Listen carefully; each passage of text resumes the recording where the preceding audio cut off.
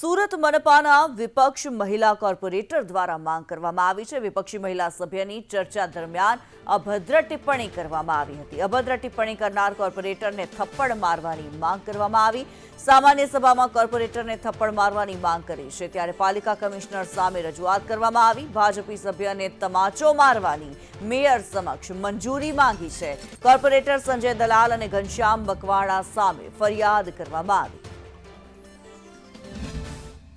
જ્યારે અમારી સભા ચાલતી હોય, બજેટ ચાલતું હોય તો એ ભારતીય જનતા પાર્ટીના કોર્પોરેટરો પાછળ બેઠા બેઠા એક લેડીઝ મહિલા કોર્પોરેટર જ્યારે બોલવા ઊભા થાય છે ત્યારે એના શબ્દ એક આમ કેચઅપ પકડીને અને એના વિશે અભદ્ર ટિપ્પણીઓ કરે છે, ન બોલવાના શબ્દો બોલે છે। આ કેટલી હદ સુધી યોગ્ય છે?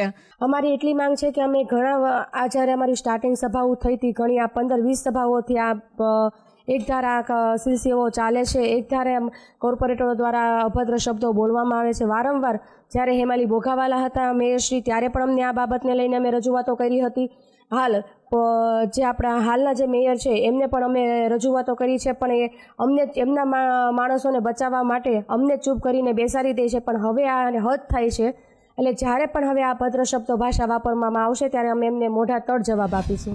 આરોપ લગાવ્યો છે કે અભદ્ર ટિપ્પણી કરે છે। આવી કોઈ પણ પ્રકારની ટિપ્પણી કરવામાં નથી આવી। જે રીતે મેં હમણાં આપને જણાવ્યું કે સતત આપે આગળ પણ જે પણ સામાન્ય સભાઓ ચાલતી હતી એમાં પણ જોયું છે કે સતત વિપક્ષ એવી ભાવનાથી આવતું હોય છે કે આ બોર્ડ કઈ રીતે ઝડપથી સંકેલે, બોર્ડ કઈ રીતે ઝડપથી બંધ કરવામાં આવે, કઈ રીતે ઉગ્રતાથી આ માહોલ ઊભો કરવામાં આવે જેથી કરીને આ જે પ્રજાલક્ષી જે કામો છે એને પાસ કરવામાં ન આવે। ત્યારે આવા પગલાં લઈ અને વિપક્ષ સતત સત્તા પક્ષ સામે અવાજ ઉઠાવતું હોય છે।